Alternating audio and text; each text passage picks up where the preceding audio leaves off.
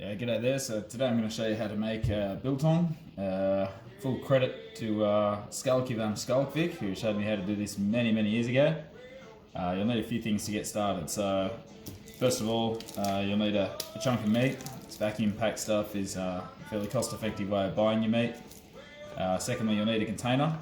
Just make sure you can physically fit the meat into the container, because you're going to cut it all up, load it in here with a bit of vinegar and seasoning and stuff, so make sure your container's big enough before you start. You'll need some brown vinegar. The cheaper the better, because you're going to throw most of it in the bin. You'll need some Biltong spices.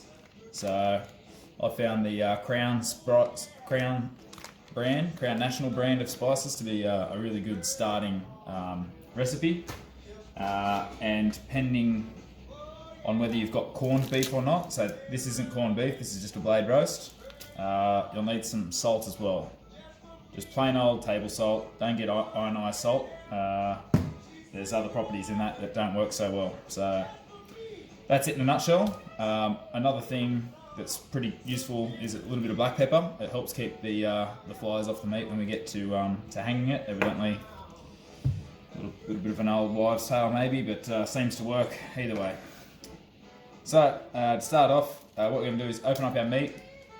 Get some paper towel, just pat it dry, get off the excess blood, etc. And then we're going to start trimming the fat. So when you're selecting your piece of meat, try and pick one that doesn't have really big fat lines running through the meat itself. So this is quite a narrow little fat line through here. The fat, I don't particularly like eating the fat after it's cured. It sort of goes a little bit rancid in my opinion, so I'm going to trim all the fat off both sides of this. And to do that, just get yourself a nice sharp knife, obviously on a cutting board, and then just simply work your knife through. Once you get the edge of the fat up, it's a bit like taking the skin off a fillet of fish or something like that, or skinning an animal. You know, you just want to keep working it and just keep taking that fat line up, and you're just trying to cut as close as you can to that. There's like a membrane there where the meat separates from the fat, and you just want to keep following that through until you've got it off. A little bit of meat comes off with it. It's not really the end of the world, but obviously you don't want to be taking a massive chunk off, because it's just less jerky you get at the end of the day. So that's the meat all trimmed up, all the fat's off it. Takes, I don't know, for a piece of meat this size, this is about a 1 kilo slab of meat, which will give us probably about 250 grams worth of jerky total once it's all cured and so forth. Yeah, it took about maybe 3 minutes, 5 minutes to do it, so give you an idea of time. Next thing you want to do is just prepare your spice mixes. So all I do is I take a packet of spice mix and pour some into a bowl.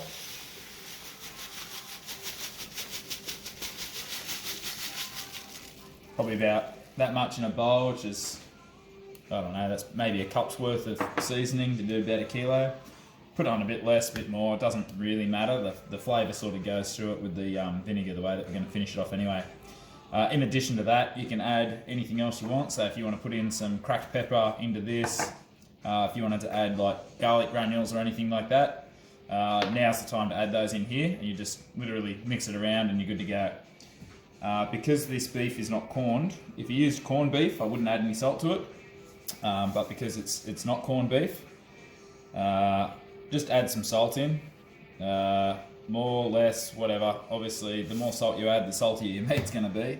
But you do, I think, need a little bit of salt just to help the meat cure properly.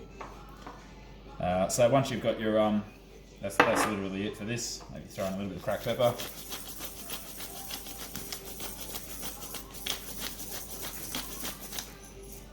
And I'm going to throw in some garlic granules just because. There you go. Give it a little mix around. Again, you don't have to be too precious with it. It's going to go all through the mixture anyway. And voila, I'm ready to start slicing the meat. So for the meat, you can cut it the grain this way. You can cut it against the grain this way. Just experiment and find out how you prefer the texture of your jerky when you're eating it. Some people prefer long stringy bits, in which case you cut it one direction, and other people probably prefer it when they bite it to be able to break it off easily with their teeth, so you cut it in the opposite direction. So in terms of the size of the pieces, depends how much distance you have to hang your meat. So for me, a section this big, given the size of my knife, is actually going to be difficult to cut. So I'm going to take my sections this way through. I don't really care how the texture turns out, it's all about flavour for me. Trimming it up, the first bit's always, first couple of cuts are always a little bit more difficult until you get a nice square edge on your meat. And the thicker you cut your pieces of meat, the thicker you cut it, the more juicy or the longer it's going to take to dry out. So I'm just going to run the knife through this chunk of meat over and over again, and I'm aiming for about 3mm thick slices. You can see the thickness of the blade and the thickness of the meat next to that. That's sort of what I'm using as a gauge, just to keep me tracking when I'm cutting it all up. And if the pieces end up, some bits are smaller, some bits are longer, whatever. So that's like the size piece that we're getting off this. You know, you can see sort of vague reference, you know, probably 120mm long, something like that. So just a little tip, when you get to sort of the edge of your last cut, it can be quite difficult trying to cut vertically down on a piece of meat that's only, you know, say 10 or 12mm thick. Just lay it on its side, and basically all you got to do is just get a little edge started in there, sorry, like so, and then simply work your knife backwards and forwards sideways along it, and you'll be able to shave that down at least to half that thickness. Maybe you might even get 2 or 3 cuts. So you just sort of pin the two bits together. I'm pressing down with my thumb here, and I'm just going to use the knife blade and the chopping board to get my slice to sort of run through there, like so. And now the bits of meat are far closer to that original thickness that we're trying to get. Cool, so the next thing we want to do is get a little bit of our brown vinegar. Just splash a little bit in the bottom of your container. Just like that, just enough to cover the bottom of your container.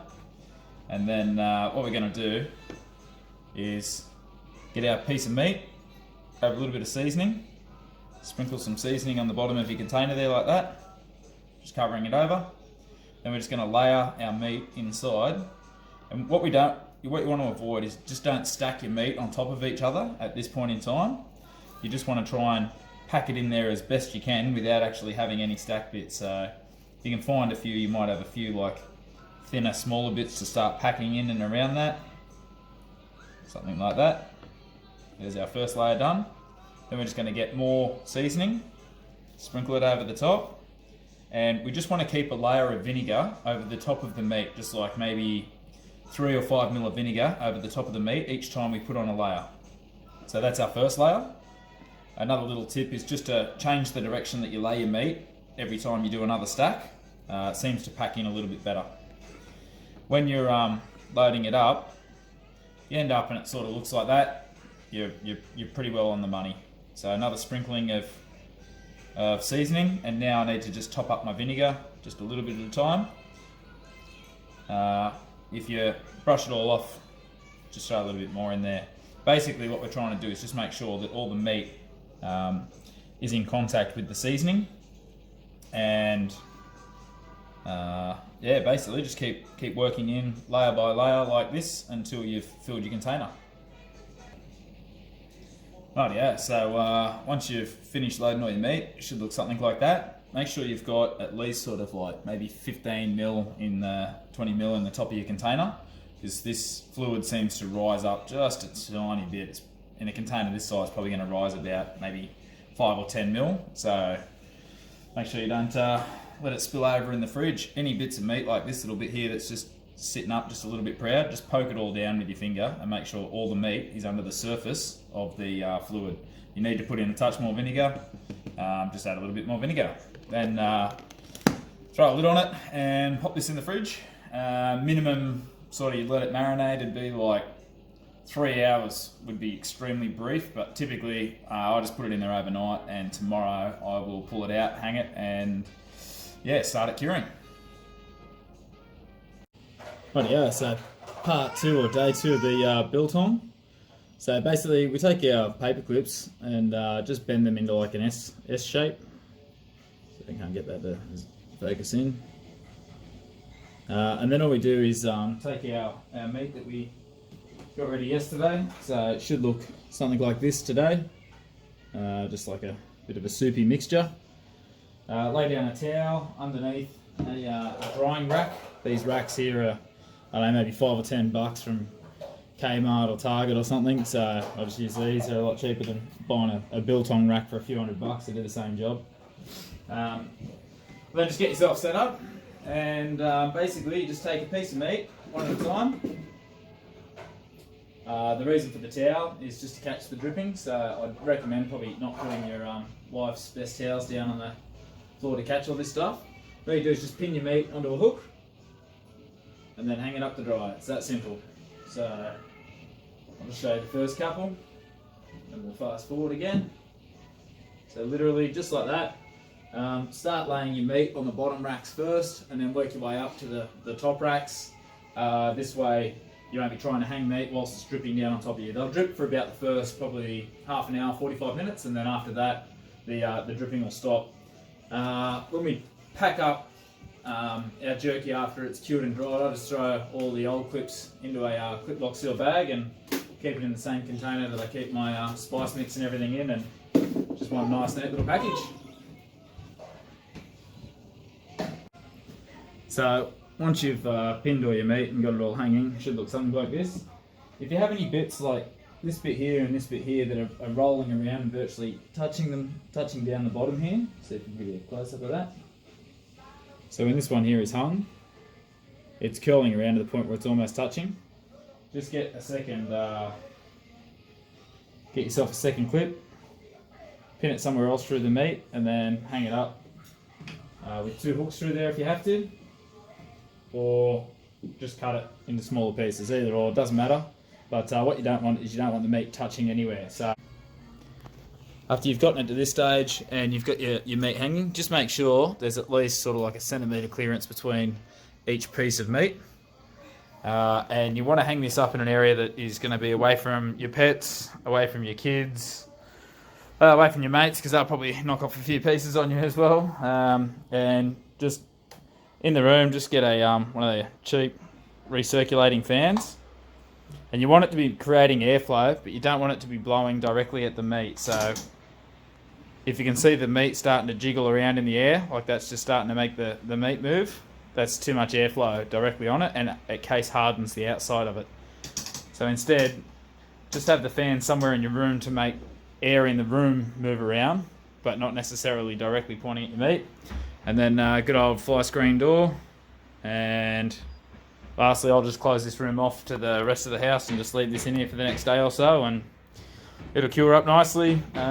Flies and insects can't really get to it, and that's basically it. So last one, we'll come back for a visit in 1 day and 2 and 3 days time, and we'll show you the difference in the texture of the meat depending on how long it's cured for.